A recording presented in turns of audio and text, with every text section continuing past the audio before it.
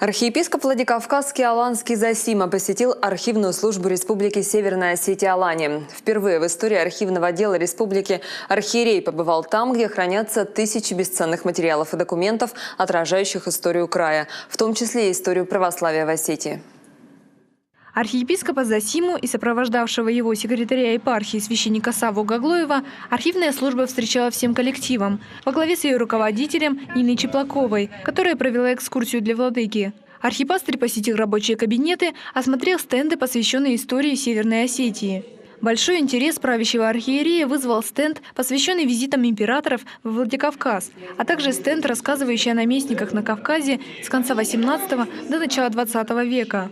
С особым интересом владыка осмотрел экспозицию, посвященную истории православия в Осетии. Здесь представлены дореволюционные печатные издания Священного Писания и богослужебных книг, подлинные исповедные книги утраченных храмов Владикавказа, литература по истории Осетии, изданная на основе архивных документов. Встреча продолжилась в читальном зале, где был показан документальный фильм, посвященный 90-летию архивной службы Республики Северная Осетия-Алания.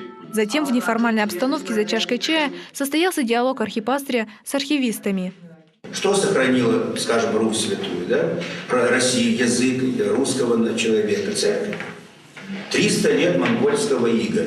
Вот этого огромного такого конгломерата народов, который собрался вокруг, так сказать, непонятно каких вождей, и завоевали чужеродную Россию 300 лет все-таки. За это время Россия могла ассимилироваться, могла погибнуть, раствориться и больше ничего. Но кто сохранил язык? Где хранились архивы тогдашние? В монастырях.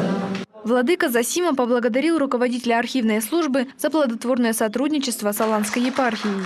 На встрече были затронуты вопросы взаимодействия при подготовке юбилейных торжеств в честь тысячестолетия крещения Алании, а также посвященных 200-летию храма Рождества Пресвятой Богородицы на Осетинской горке и 160-летию Вознесенского собора в Алагире. Как отметил священник Савва Гаглоев, в епархии надеются на помощь архивистов и в работе по возрождению богослужения на осетинском языке, поскольку в архивной службе хранятся не только важные дореволюционные издания, но и документы, отражающие церковную переводческую деятельность в XIX столетии.